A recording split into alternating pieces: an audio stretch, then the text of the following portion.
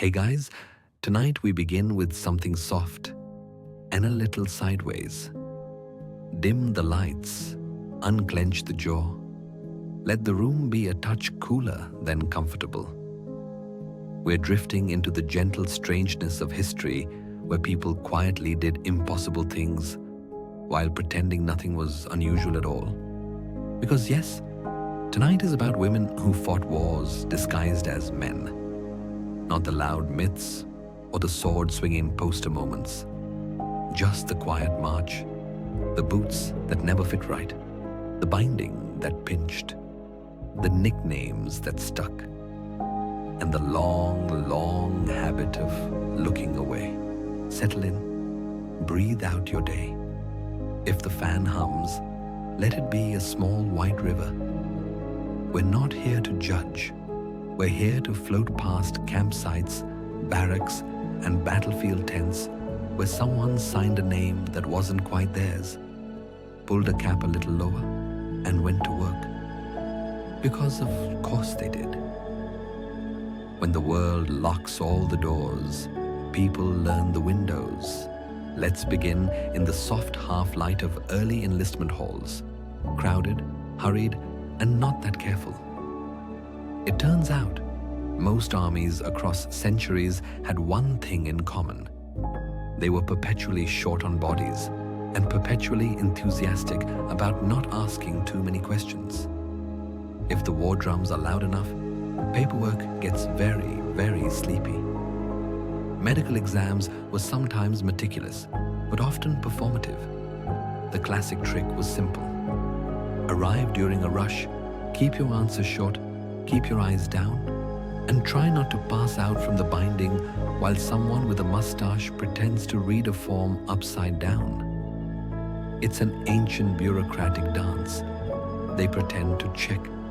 You pretend to be checked. And somehow, a uniform appears. The name is always the first costume.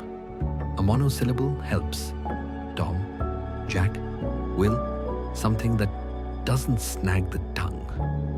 Sometimes a surname from the next village, sometimes the captain's own last name, because why not double down?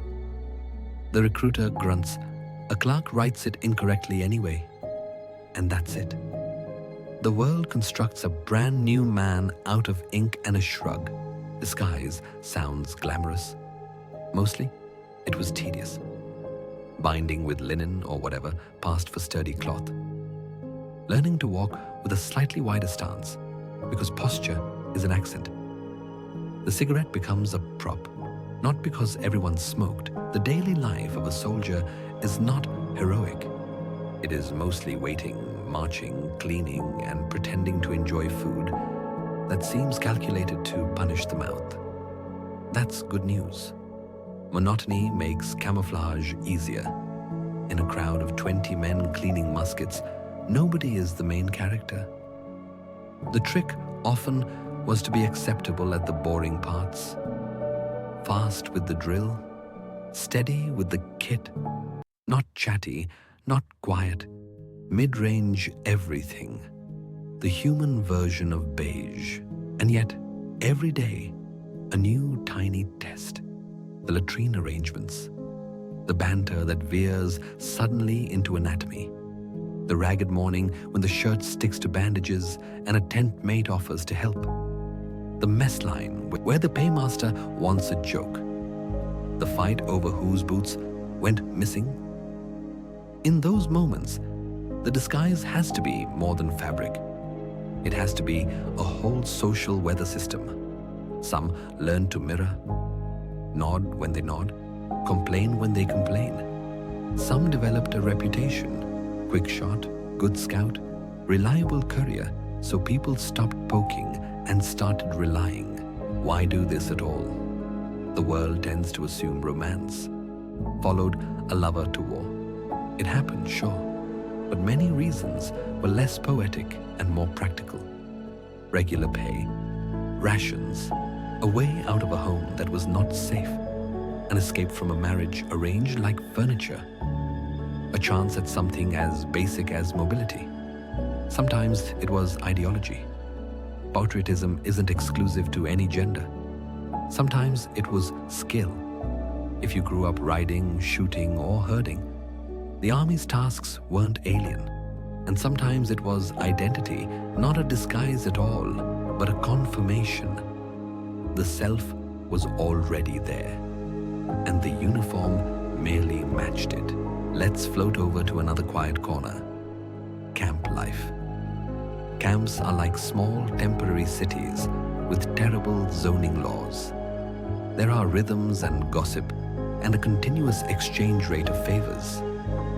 The water carriers, the sutlers selling things everyone swears they don't need and then buys anyway.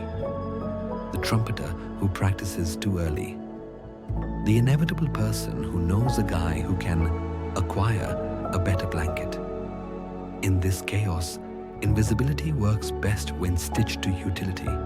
If you fetch fast, fix things, or remember details, people wrap you into their routines and questions drain away. The medical tent is both the greatest risk and the most forbidding sanctuary.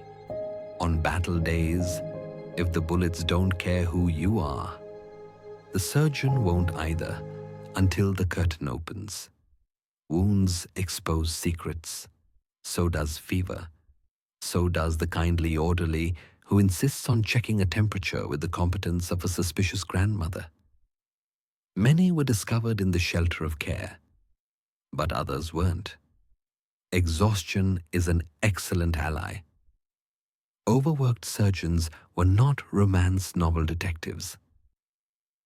They sutured the visible, ignored the rest, and sent the soldier back to the line with a new scar and the same secret